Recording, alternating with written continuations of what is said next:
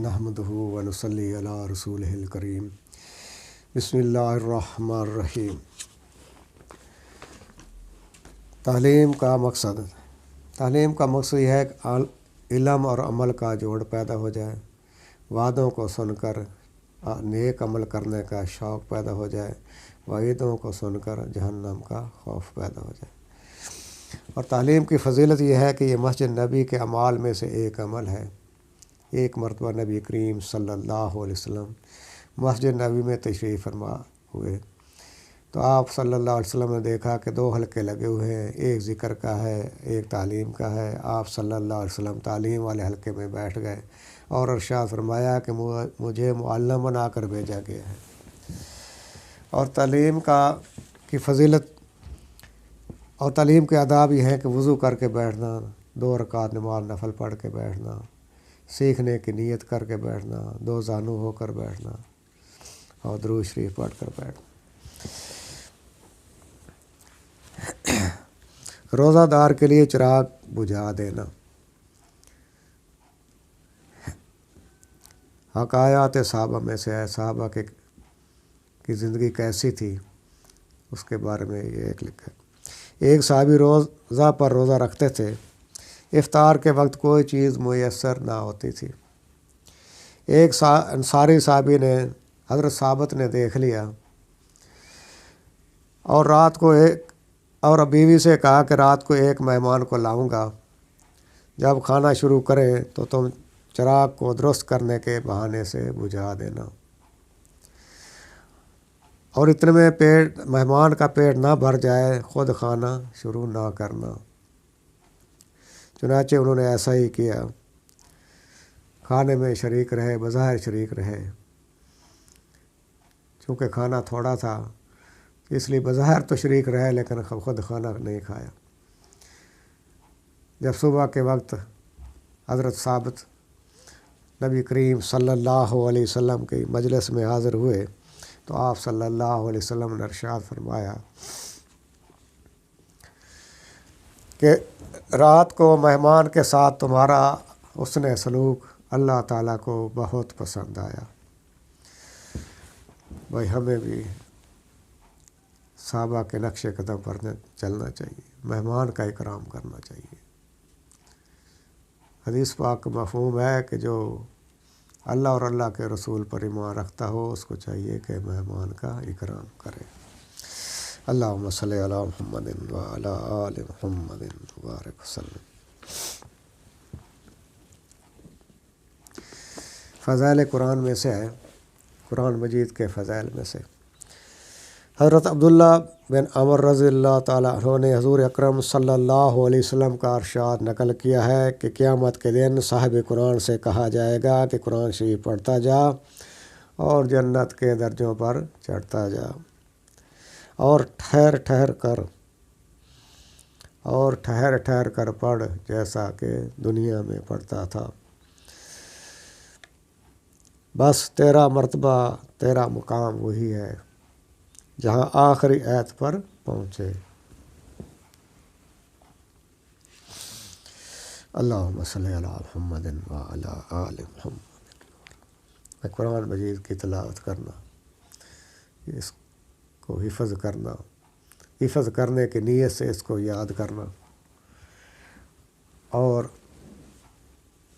مومن کی نیت اس کے عمل سے بڑھی ہوئی ہے۔ ہم اس نیت سے حفظ کرنے کی کوشش کریں گے تو اللہ تعالیٰ کل قیامت والے دن ہمیں حفاظ والے درجے میں پہنچا دے گا،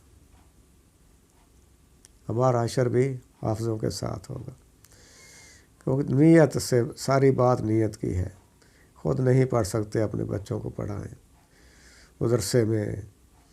مدرسوں کے والوں کے ساتھ تعاون کریں جہاں غریبوں کے بچے پڑھتے ہیں، تو اس میں ہمارا بھی حصہ ہو جائے گا اور صدقہ جاری ہوگا۔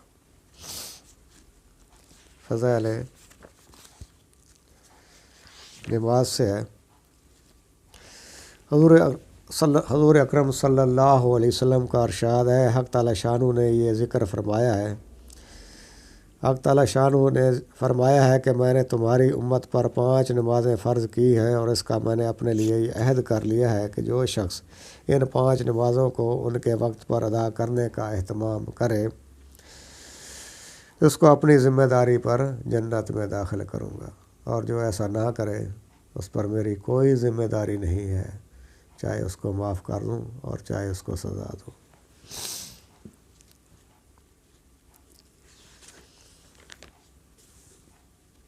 بھائی نماز کا اہتمام کریں، یہ دنیا میں فائدہ مند ہے، دنیا میں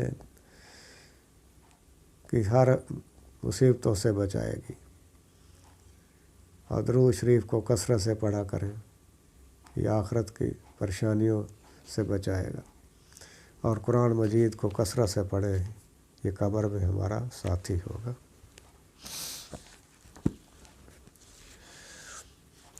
فضائل ذکر۔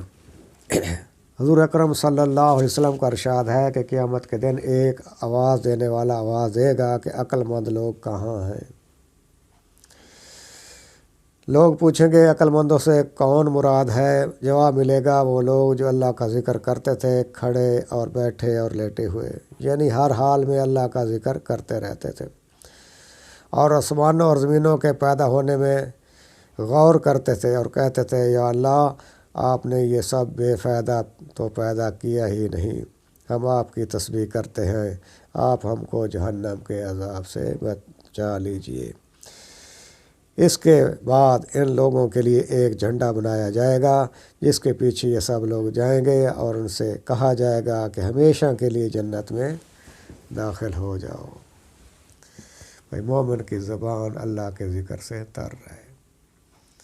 فرمایا جنت کے 8 دروازے ہیں، ان میں سے ایک دروازہ خاص ذاکرین کے لیے ہے، اور فرمایا کہ ذکر کرنے والوں کی مثال زندہ کی سی ہے، اور ذکر نہ کرنے والوں کی مثال مردہ کی سی ہے۔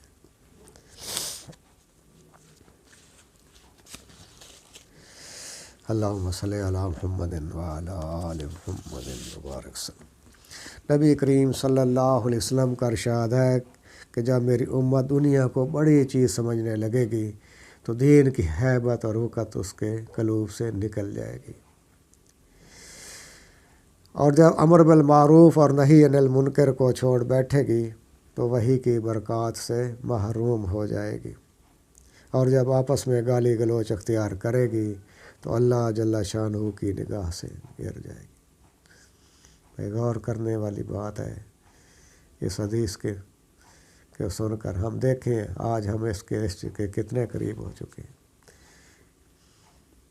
ہمیں توبہ استغفار کی ضرورت ہے، اللہ تعالیٰ سے معافی مانگنے کی ضرورت ہے، اور ایک نئے عہد کی ضرورت ہے، نئی نیت کی ضرورت ہے، نئے طریقے سے توبہ کر کر نئی عزم کریں، نئی نیت کریں اور اس پر عمل کرنے کی کوشش کریں۔ اللہ تعالیٰ ہم سب کو عمل کی توفیق عطا فرمائے۔